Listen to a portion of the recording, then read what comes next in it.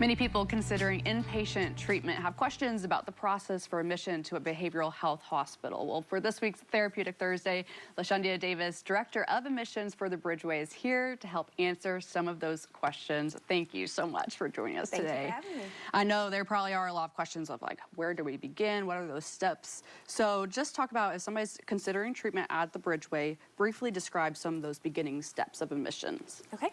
Well, first I want to mention that the Bridgeway does not require a formal referral process.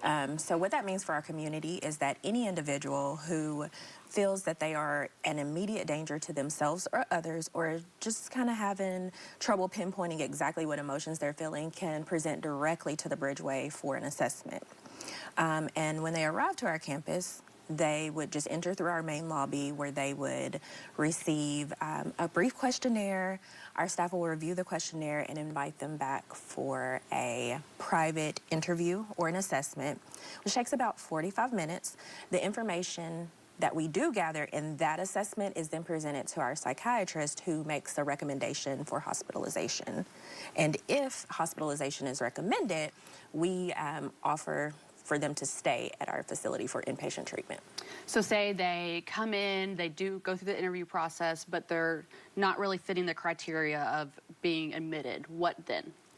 We try really hard to provide individualized care. So in those circumstances where non-inpatient criteria is kind of being the problem, we provide outpatient referrals to our very own intense outpatient therapies or partial hospitalization programs, and we provide them, help them get access to those types of programs. Okay, that's good to hear, because if they're not admitted, then they're probably like, oh no, what do I do now? But you still help them out along the way through that, right?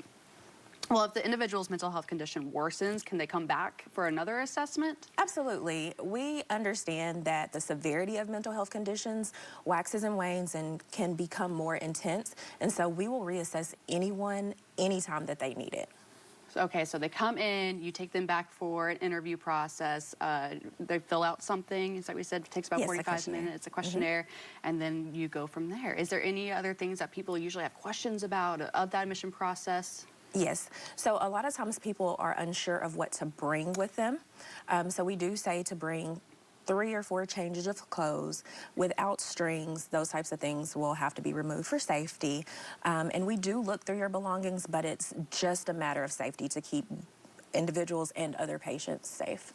So if somebody wants to reach out and get more information, how can they do that? They can contact us by calling 1-800-245-0011, or they can just come to our North Little Rock location and visit us in person. Perfect. LaShundia, thank you so much for your time. Thank you for I really appreciate it. And of course, as always, we want to let you know that our panel is taking questions at the end of every month. So all you have to do is email tt@katv.com, and we'll choose some to talk about each month. We'll have more Channel 7 News after the break.